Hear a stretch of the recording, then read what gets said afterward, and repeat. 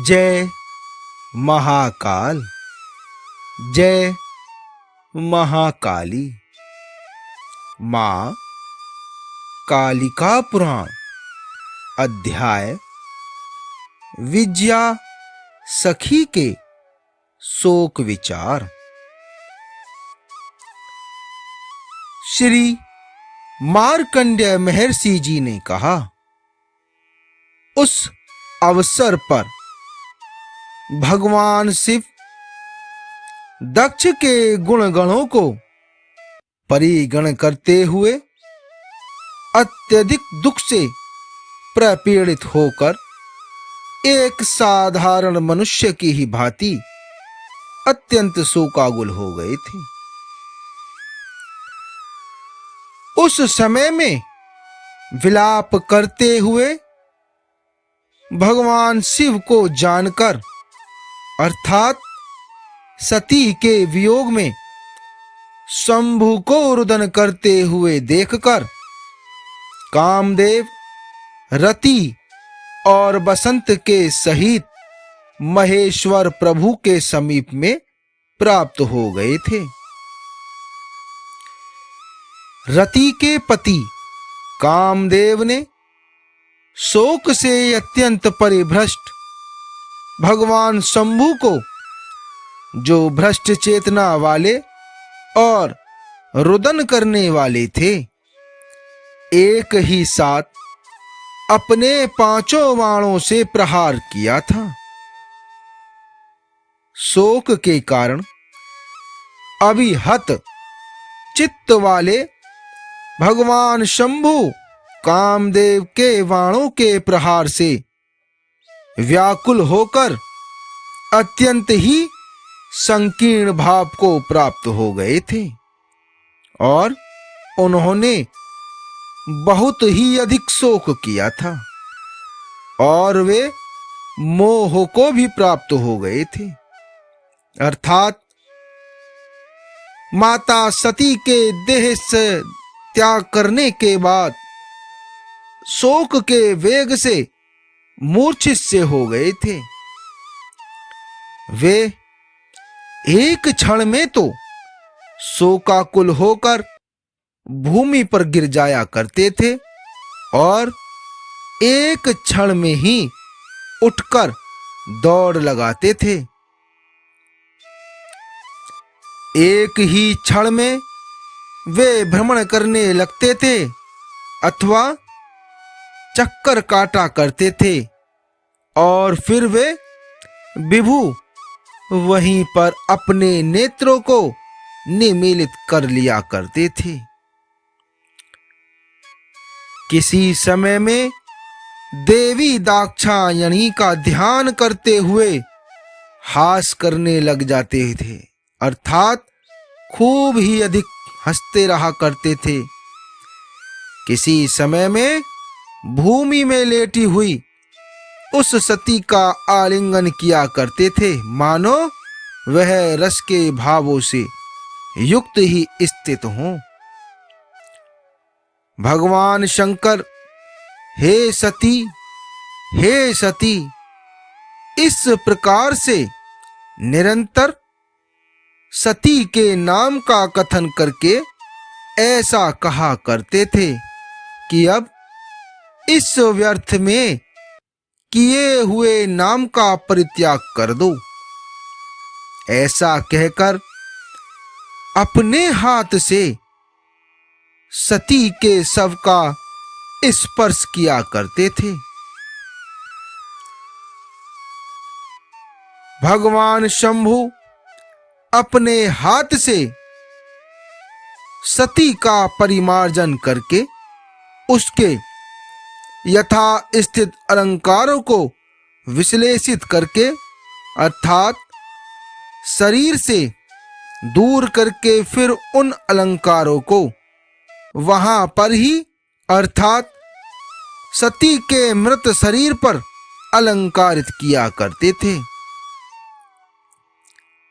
तात्पर्य यह है कि कभी तो आभूषणों को सती के मृत शव से दूर हटा लेते थे और सती को सजीव समझकर आभूषणों को उनके अंगों में धारण कराया करते थे।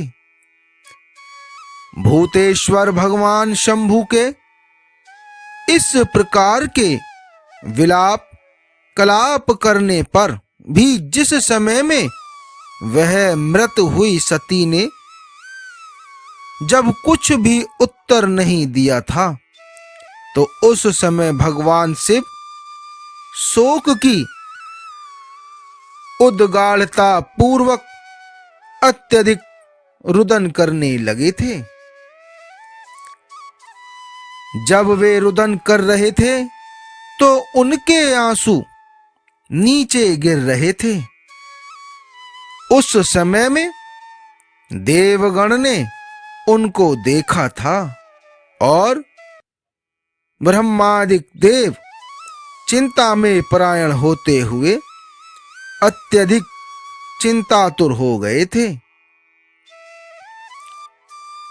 भूमि पर गिरे हुए ये वाष्पक अर्थात आंसू यदि पृथ्वी का दहा कर देंगे तो वहां पर क्या उपाय करना चाहिए, अर्थात इन आंसुओं के द्वारा पृथ्वी का दहा का क्या प्रतिकार होगा। यही सोचकर सभी हाहाकार करने लगे थे।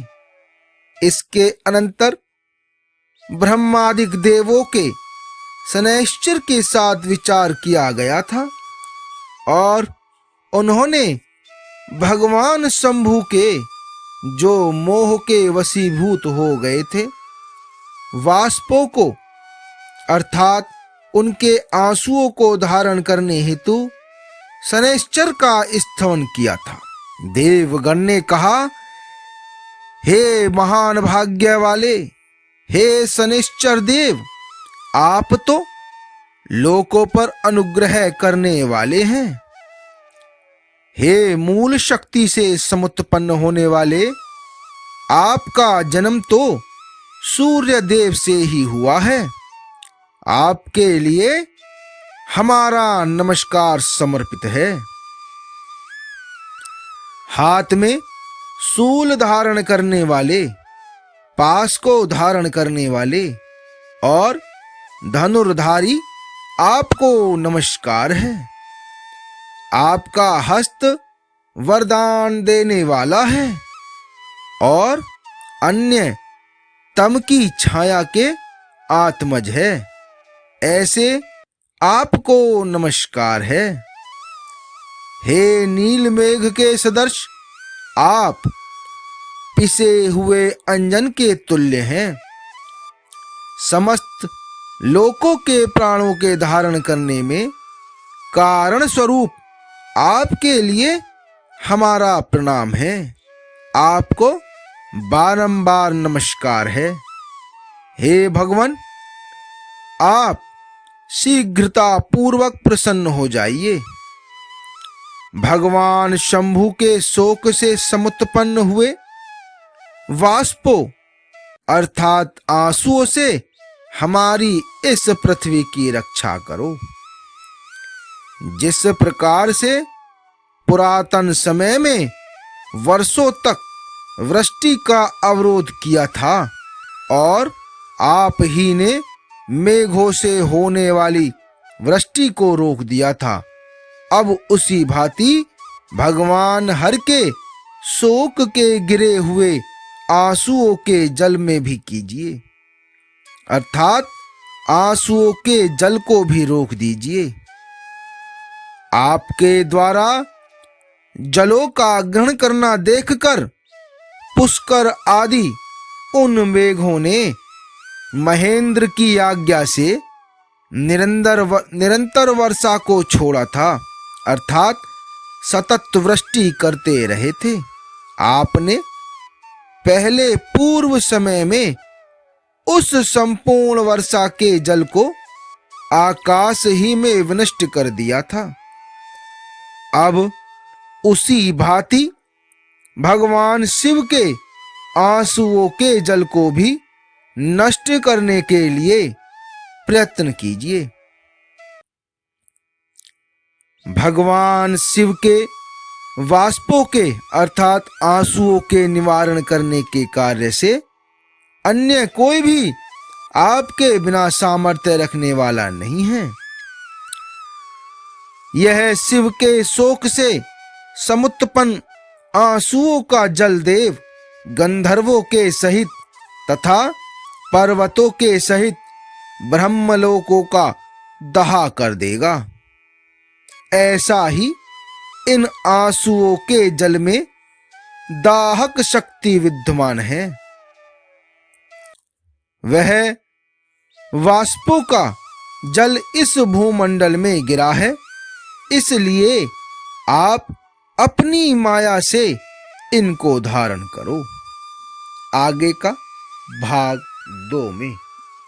जय महाकाल, जय महाकाल।